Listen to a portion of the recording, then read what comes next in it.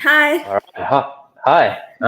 I'm Ricky. It is Eve. We are the tender trainers. So we we yeah we help subcontractors with their tendering. So basically, our goal is to help help you make this process as simple and successful as possible, so you can win those bigger contracts with less stress. We try and do this on a regular basis. Jump on, DM us any questions or any topics you feel like might be good to follow us to follow. This is your opportunity to basically ask us anything. Welcome, Eve. Thanks for joining. Thank you. And you said DM, but Well, they can just comment on the post as well because it'll come up. of course, of course. Well, let's jump into it, eh? So the topic that they're discussing this week is the factors that influence you winning tenders. So both Eve and I, we've spent years procuring for main contractors. So we've sat on the other side of the fence. And I personally, and I'll get your experience as well, Eve, but I've personally been the final decision maker on who gets awarded the contract. So I've been the one who to choose out of the three or four people who've come in who gets awarded the contract as a project manager. And I'm going to share with you what would sway me and what's important to me. Um, yeah, so I do know that some companies will choose just the lowest price. Price is obviously a consideration. However, like this was never the case for me as a project manager and with the companies that I work for. There were other factors that would be the successful winner. And price, I never ever went with the lowest price. There'd be other factors that would be considered. What about you, Eve? What's your experience? Is this same for you? Definitely. Definitely. I mean, the thing about going for lowest price, which does sometimes happen, but you really have to be able to trust that price because there's no point, there's the old saying, buy cheap, buy twice. That happens a lot in construction. And also, we're on tight deadlines. So if someone comes in and they can't deliver, they're really challenging to work with, they don't get things done on time, you're going to have a big problem on your hands. So for me, personally, in my role, it has never been purely price. I think a lot of subcontractors believe that it is. I believe that there are some main contractors who may operate like that. It doesn't make any sense to me, and it's not been part of my experience. But yeah, certainly not just the lowest price. Definitely not. There's no point in buying really cheap if they can't do the work. Absolutely. And I also think if a main contractor is just choosing the lowest price, it's definitely a consideration for you as a subcontractor whether you want to work with someone like that as well. Yeah. It should not be the only factor, and certainly from my experience, it never has been. Mm-hmm.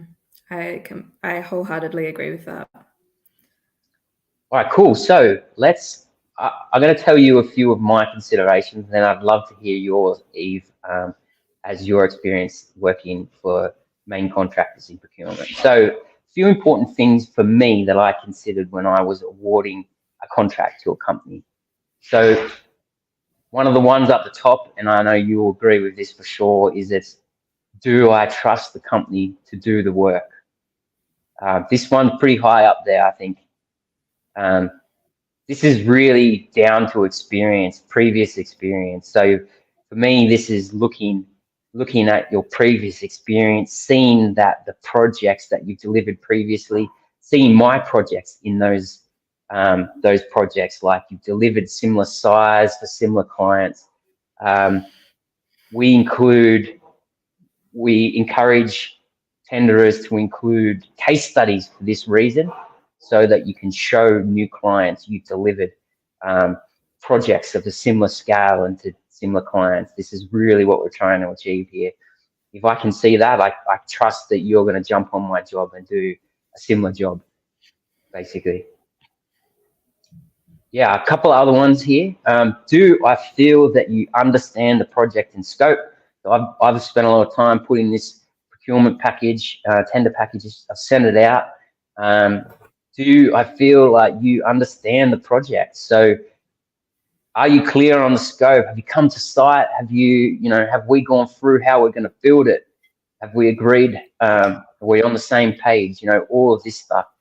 This is a big one as well. Like without that understanding, if it's not reflected how we're intending to build the project, or the scope isn't understood properly, this is kind of a red flag for me, if I'm seeing that in a return. So what's the answer for our clients of how they can build that trust and how they can make sure that it's reflected in the tender documents, that they understand the scope, or it's reflected through the tender process?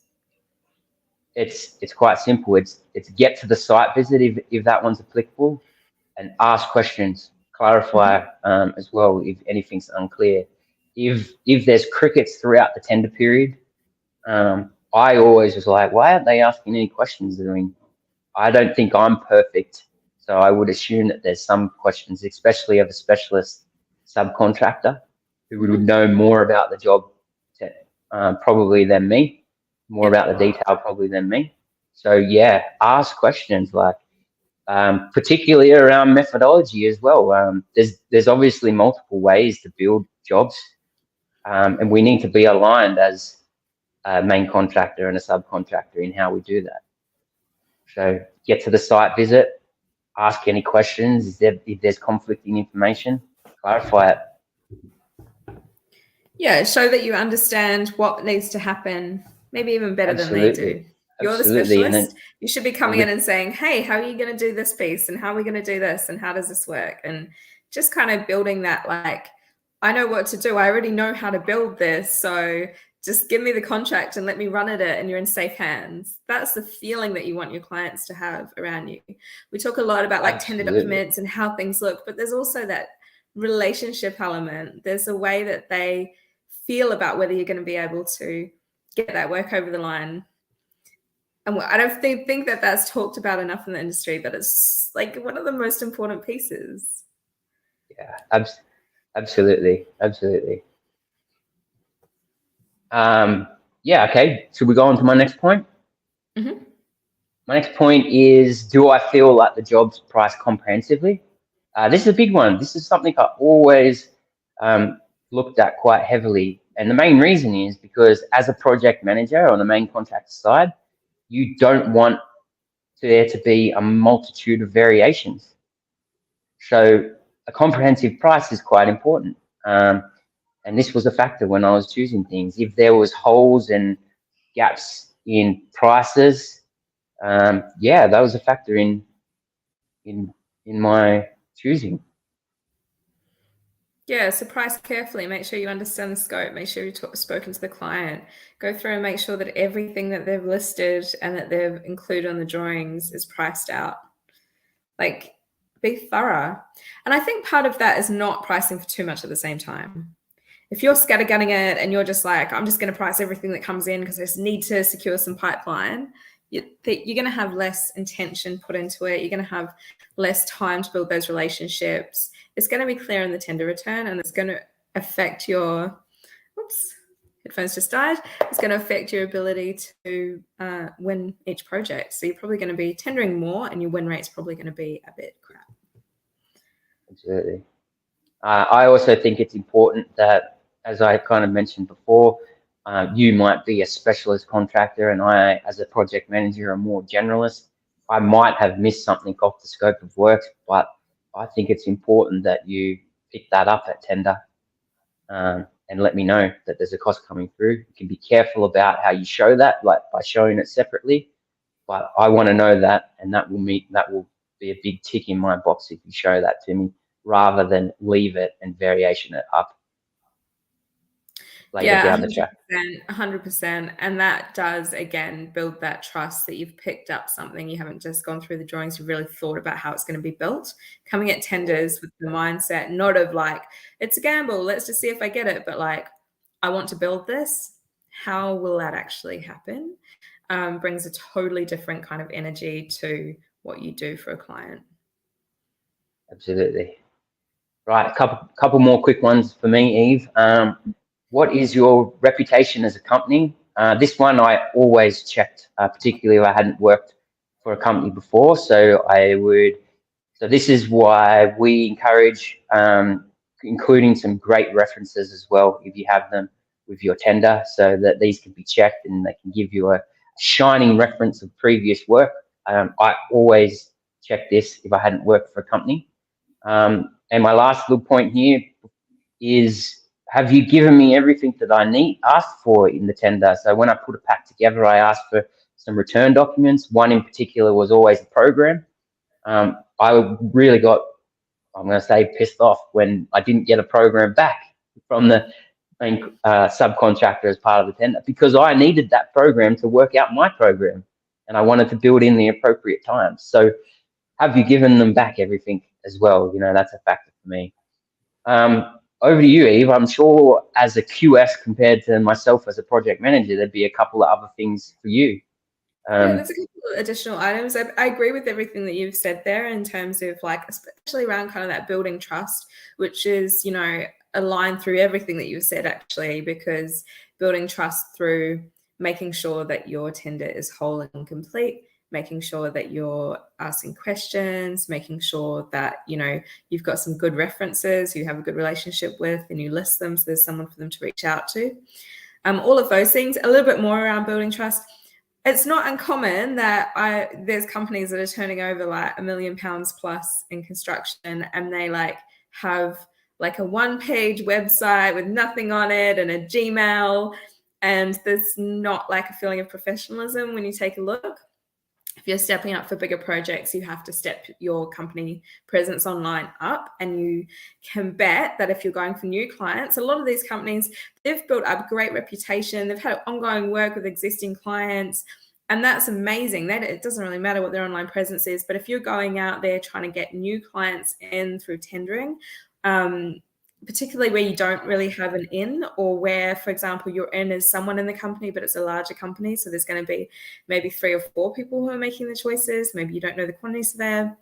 One of the first things I ever do is go on the website. And what I'm trying to understand is what's the level of professionalism, because I can expect, you know, that probably that's going to flow through to the level of professionalism that they're bringing to documentation, that they're bringing to their ongoing applications over the course of the project, that type of thing.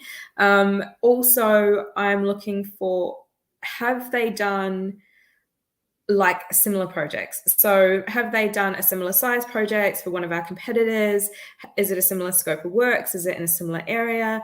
If I look at their website and I don't, you know, I'm building a high-rise in central London, which is a lot of the type of work that I've been doing, or an office building in central London, and all of their work has been like housing projects, you know, in wherever, one of the home counties, I'm going to be a bit more like, what? Like, there's a disconnect. And what I often see is that actually they may have more experience, they just haven't updated the website, or they're not reflecting it and they're not showcasing it. So I think that's a really, really key part. Another one is credit rating. If you're a subcontractor submitting a tender, please check your credit rating every single time. Check their credit rating too, by the way, because you do actually want to make sure you're going to get paid. So that's just part of risk mitigation. But check your credit rating. Now, if you don't have the online software to do that, there might be someone in your network who does, or you might be able to get some help through, for example, if you engage someone to help you collect debts and stuff like that, often they will have that software. So if you can do that, you're just looking to make sure, I would check theirs, but also check yours, because there has been a number of times with our clients where they've been really surprised by their credit rating, and it's because there's something on there that they didn't know about, and they just have to contact the company and get it fixed. But you can bet I've never placed a contract on main contract side without checking their credit rating. So it will be checked. Oh, and so you need to be ahead of the game. You need to know what it is. And the reason they're doing that, obviously, if they want to make sure that you can continue to finance material and labor and so on, because often you are paid 30 days after, or 45 or 60, and that you're not going to go bust, and that the project's not going to be delayed. Good points from your view. Yeah, that's the main things. I always do a bit of a call around, but as I say, if you've got references there, that's going to be really super helpful.